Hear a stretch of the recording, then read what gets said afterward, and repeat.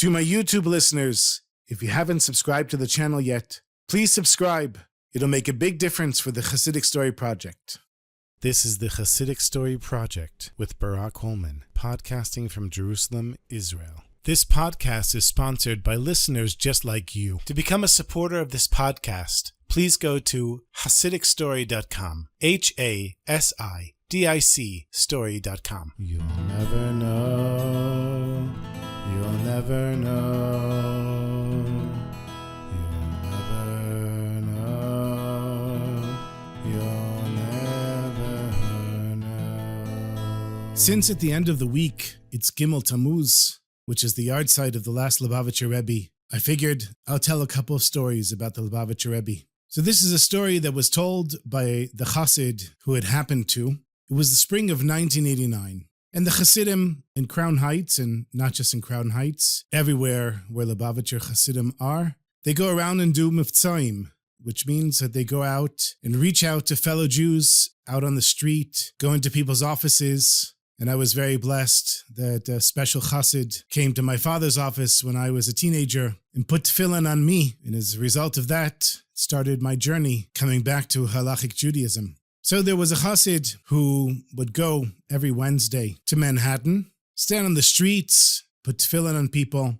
And then there were a bunch of offices in the area where the mitzvah tank would park, where this chassid would go around and hand out candles and try to get Jewish businessmen to put on tefillin. And on a Tuesday night, he had a dream. The Rebbe turned to him and he said to him in Yiddish, to have greater success in spreading Chassidic teachings, you have to wear a tie. Now this was a strange dream for anyone, and the chassid thought to himself, well, it's just a dream. He woke up, it was 4 a.m, and he tried to fall back asleep, but he couldn't. And eventually, when the sun rose, he made his way over to 770, Lubavitch, world headquarters, for Shachris, for the morning prayers. And he couldn't stop thinking about this strange dream that he had with the Rebbe coming to him and saying, in order to have greater success, you have to wear a tie.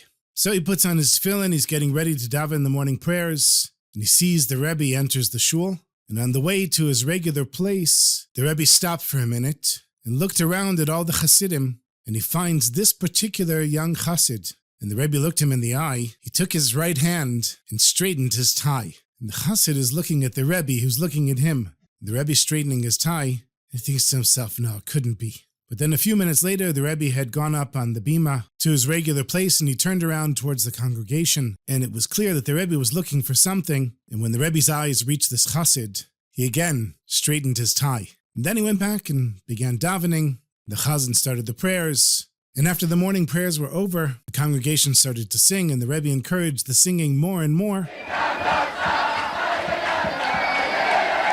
And he looks around again at the congregation, and for the third time he finds this chassid, and again he straightens his tie. So the chassid is thinking to himself, was the Rebbe really looking at me? Was the dream real? But he put it out of his mind. He went outside and got in the mitzvah tank with the Rebbe that was taking him into Manhattan. And on the way, he tells the rabbi about this unusual dream, but he didn't mention anything about the Rebbe looking at him during Shachris and adjusting his tie. And the rabbi said, it's just a dream. And when they reached Manhattan, they jumped out of the mitzvah tank and immediately started asking people on the street, are you Jewish? Would you like to put on tefillin? Good afternoon, sir. Are you Jewish? Are any of you Jewish by any chance? Excuse me, sir, are you Jewish?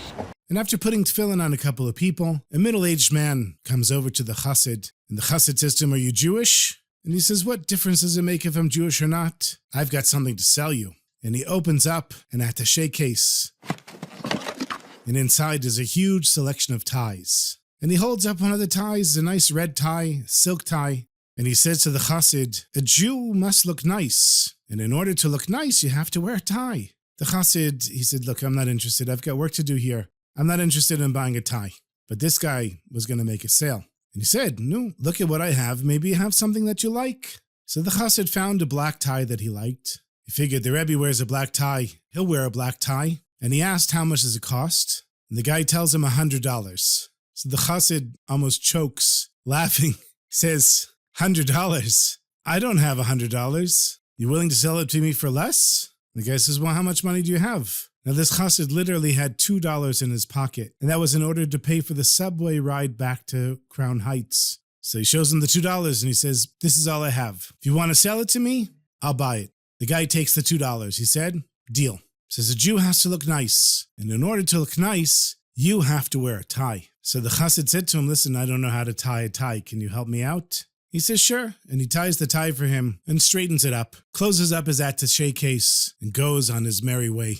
And the chassid went back to his work, asking people who are Jewish, putting tefillin on people. And he was so preoccupied with what he was doing, he didn't even make a connection between the dream he had just had that night and the Rebbe looking at him and adjusting his tie 3 times in the morning. And even the salesman's stubbornness in selling a tie. And after a few more hours with the mitzvah tank, the chassid started his regular visits to the nearby office buildings. And there was one office that belonged to a young, successful Israeli businessman. And each week, this chassid would come to the business and ask the secretary if he could see the Israeli businessman. And she would ask her boss, and he would say he's not interested. So every time the chassid would leave some brochures on Judaism and move on to the next office. But on that particular Wednesday, to the chassid's great surprise, when he came into the office and said to the secretary, can your boss see me? Her boss said, come into his office. And after all the times he'd come by this office, he was never allowed in. But now, not only did the businessman allow the chassid in,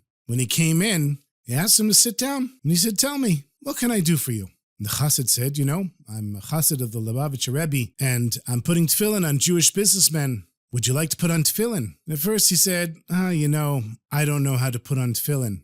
The chassid said, no problem. I'm here to help you. Just roll up your sleeve and put out your arm, and I'll take care of the rest. And so he did, and the chassid put the tefillin on his arm and on his head. He gave him a laminated card that had the Shema.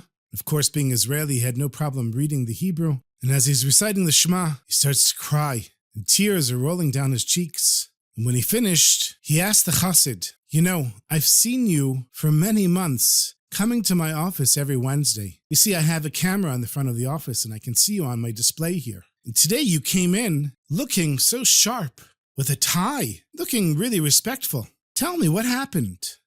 Suddenly everything was making sense to the chassid, and he smiled. But before he got a chance to say anything, the Israeli businessman said, I want to share with you a story, something that happened to me just last night, and what made me bring you into this office and agree to put on tefillin. The Israeli businessman said that his father had passed away many years ago, and during the past year, he'd been having recurring dreams about his father. His father told him that his soul had no rest in the world to come, and that if his son wanted his father's soul to have some rest, he had to put on tefillin, because it's a mitzvah for a father to teach his son how to put on tefillin. And his father had not done that, and since his son wasn't putting on tefillin, his father's soul couldn't get the rest it needed.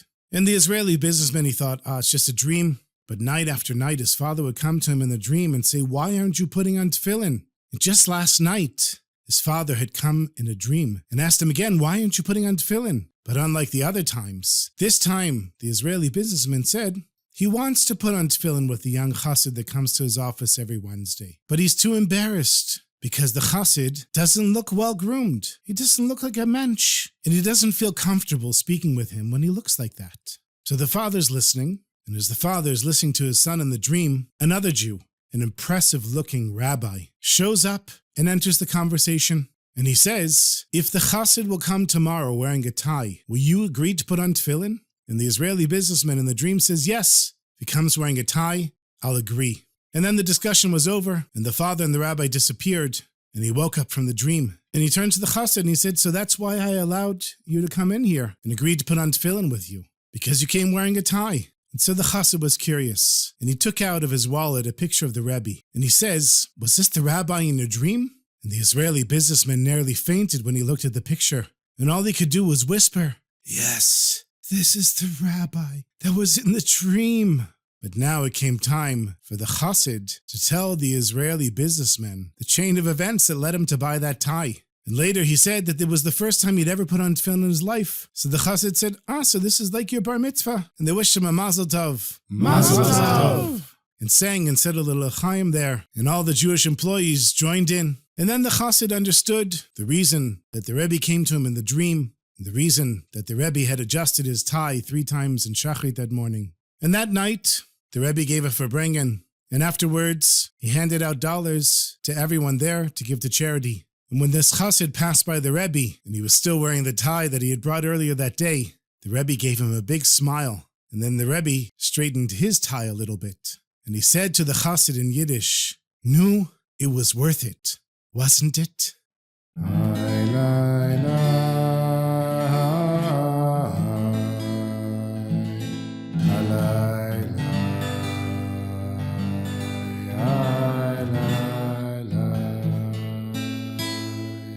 I have one more story for you. This was a story that was told by Rabbi Yehuda Leib Groner, who was the Lubavitcher Rebbe's secretary for over 40 years. And the story was told to him by the person who it happened to. The story took place in 2013. There was a young Lubavitcher chassid who was invited to a wedding. It was a big wedding. There was a large crowd, lots of people there. And after the chuppah, the chassan and kala, they come in and everyone's dancing with the bride and the groom.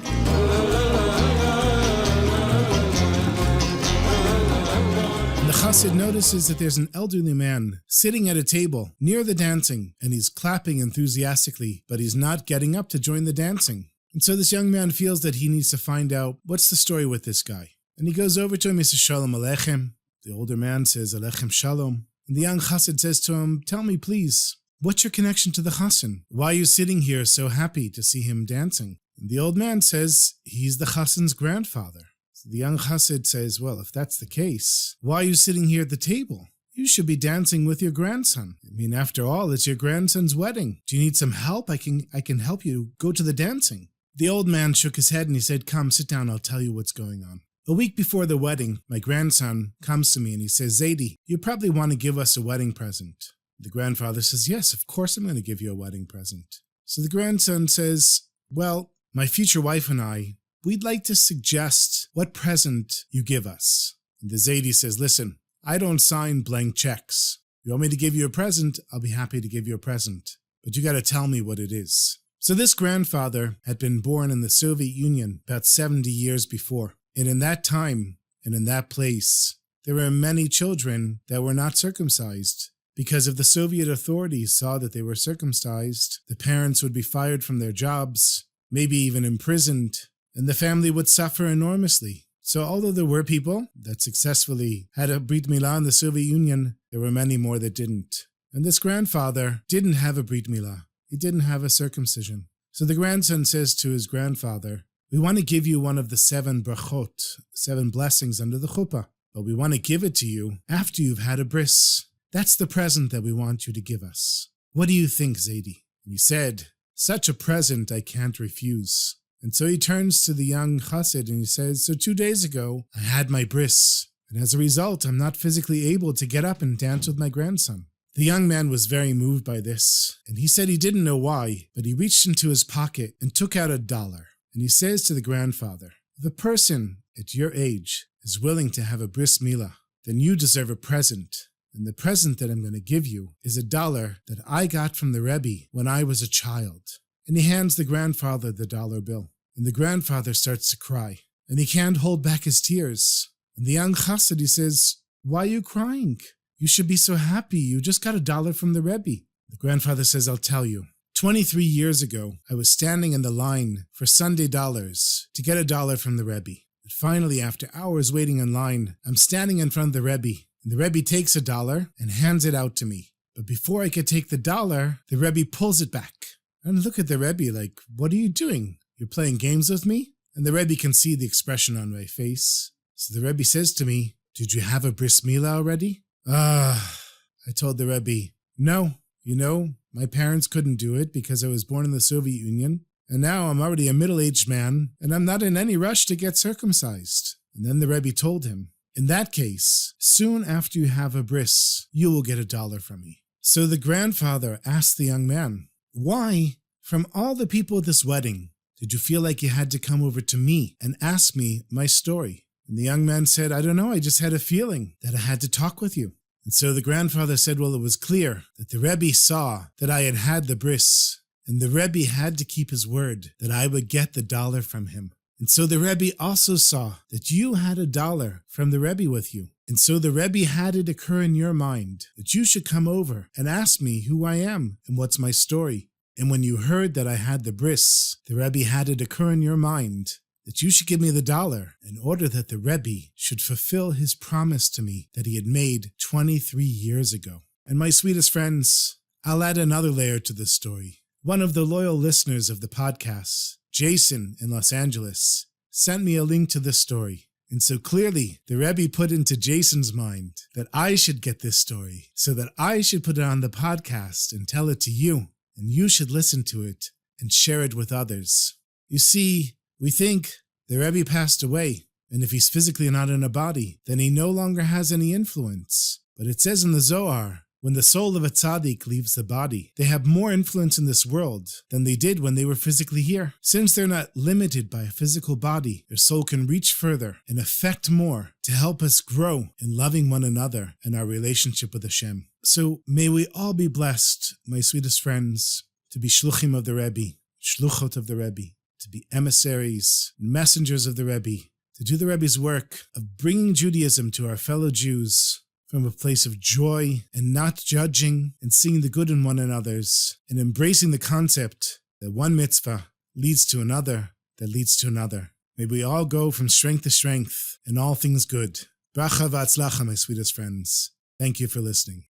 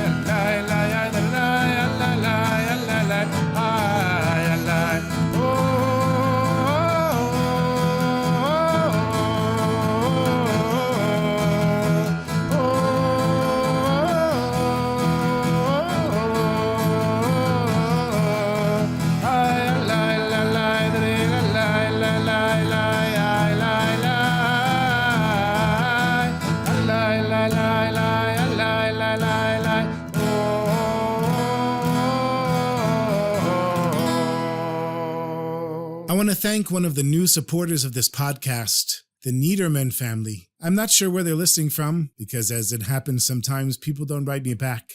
But I just want you to know I'm very grateful for your contribution. And if you send me a message, I'll be very happy to answer you. So thank you to the Niederman family for your support. And if you would like to become a contributor to this podcast, you know what to do. My website is at chassidicstory.com, HASIDIC story.com. Thank you for listening, and I look forward to our next story together.